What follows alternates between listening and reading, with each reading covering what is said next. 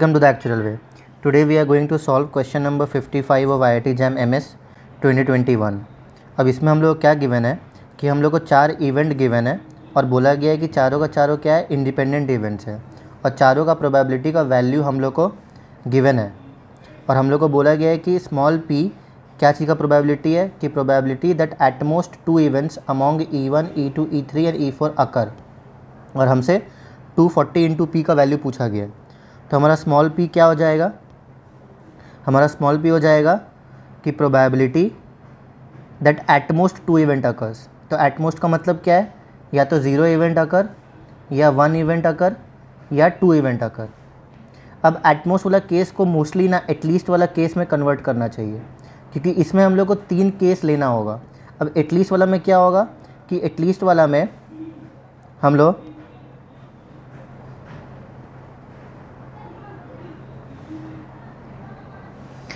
One minus at most वाला case को वो कर सकते हैं।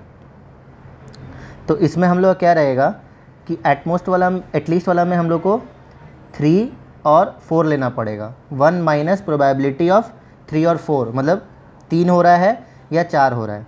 तो वो कौन कौन सा केस होगा वो हम लोग देखते हैं। तो P क्या है, 1 minus probability of occurrence of 3 events. तो वो कैसे होगा, E1 into E2 into E3 into E4। तो पहले हम लोग ले लेते हैं कि E4 नहीं हो रहा है, बाकी तीनों हो रहा है। फिर हम लोग ऐसे करते करते दूसरा केस क्या बना लेंगे कि अब E1, E2 और E4 तो अकर कर रहा है लेकिन E3 अकर नहीं कर रहा है। ये कौन कौन सा प्रोबेबिलिटी लिख रहे हैं, जब 3 अकर कर रहा है, क्योंकि हम लोग ये एटलीस्ट वाला केस लिख रहे हैं ना, 1 माइनस कर दिए, एटमोस्ट वाला नहीं लिख के, क्योंकि यहाँ पे हम लोग 3 आएगा, इसमें हम लोग को सिर्फ 2 ही लेना पड़ेगा। अब पहला में E4 को हटाए थे, इसमें E3 को हटाए थे, अब इसमें E2 को हटा देते हैं और लास्ट वाला में E1 को हटा देते हैं।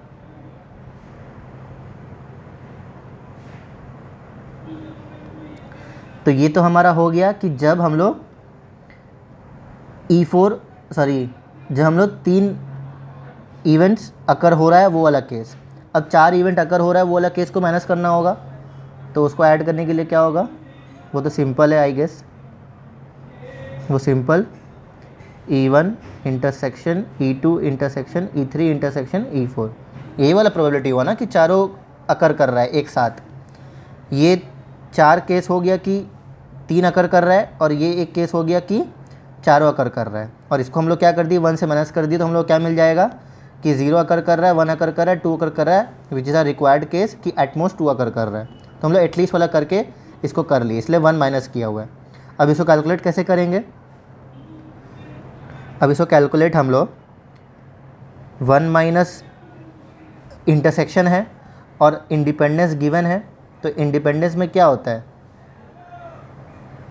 अगर दोनों इंटरसेक्शन है तो क्या हो जाएगा, इंडिपेंडेंट इवेंट्स में दोनों इंडिपेंडेंटली मल्टीप्लाई करके हम लोग लिख सकते हैं। तो ये प्रॉपर्टी होता है। तो इसको हम लोग 2 इवेंट से 4 इवेंट में एक्सटेंड कर देंगे। तो इसमें देखो पहले क्या था कि probability of E1 intersection E2 intersection E3 intersection E4 का कॉम्प्लीमेंट। तो इसको मल्टीप्लाई कर देंगे चारों को, बिकॉज चारों इवेंट इंडिपेंडेंट है और अगर E4 इंडिपेंडेंट है तो E4 कॉम्प्लीमेंट भी उसके साथ इंडिपेंडेंट होता है, ये प्रॉपर्टी होती है। तो हमारा इसमें क्या आ जाएगा 1 माइनस, तो पहले में क्या आएगा 1/2 which is probability of E1, फिर 1/3 1/4 इंटू 1 माइनस 1/5, बिकॉज यहाँ पे कॉम्प्लीमेंट लेना है।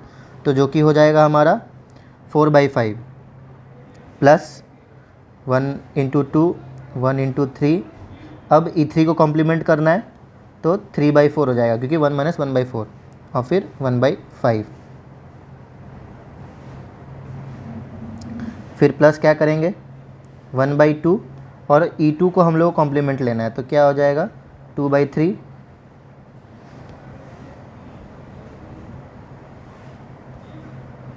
Into 1/4 into 1/5।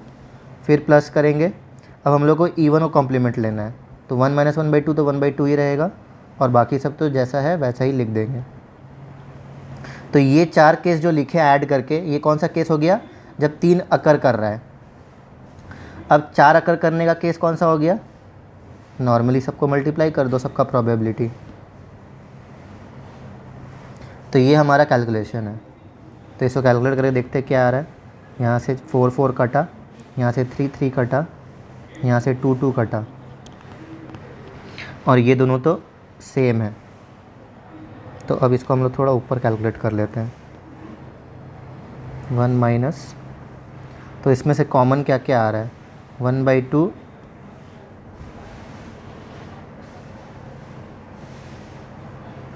कुछ भी कॉमन तो है नहीं।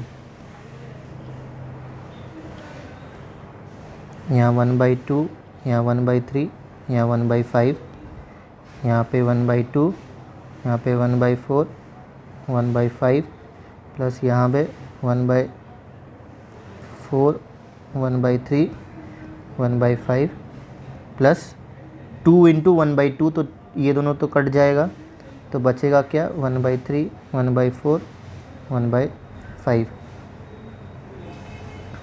तो ये दोनों भी सेम हो गया, तो इसको 2 से मल्टीप्लाई करेंगे, तो 2 से मल्टीप्लाई करेंगे तो हम लोग क्या बचेगा, ये 1/2 × 1/3 × 1/5, तो ये दोनों मिला के हमारा ये बन गया। और यहाँ पे क्या क्या बचा, 1/2, 1/4, 1/5, 1/2, 1/3, 1/5। अब ये दोनों मिला के हम लोग का क्या बचेगा, 1/3 और 1/5, क्योंकि 2 मल्टीप्लाई हो जाएगा तो 1/2 ख़त्म हो जाएगा। तो ये दोनों मिला के हम लोग का ये बना। इसके साथ हम लोग क्या ऐड करना है, 1/2, 1/4, 1/5, तो 1/5 कॉमन आ जाएगा, 1/3 प्लस 1/8, तो हमारा क्या है, 1 माइनस 1/5 × 8 3 = 24, 8 प्लस 3, तो ये हमारा हो जाएगा 11/120, 1 माइनस 11/120, विच इज़ 109/120। तो हमारा P क्या आ गया, 109/120, और हम लोग को चाहिए क्या था, 240 × P, तो 240 × P क्या हो जाएगा, 109/120, तो 120 240 को 2 से काटा, और ये हमारा क्या आ गया, 218। तो आंसर क्या है हमारा, ये NAT का क्वेश्चन था, तो हमारा आंसर क्या है, 218। आई होप आपको ये समझ में आया होगा। इसका बहुत सारा करने का तरीका है, मैंने एटलीस्ट वाला केस लेके सॉल्व किया है, बिकॉज़ एटमोस्ट वाला में कैलकुलेशन थोड़ा ज़्यादा होगा और समय ज़्यादा वेस्ट होगा। तो एग्ज़ाम में हम लोग का समय लिमिटेड है, तो आई होप कि आप लोगों को एटलीस्ट वाला केस से ही सॉल्व करना चाहिए। Okay, thank you.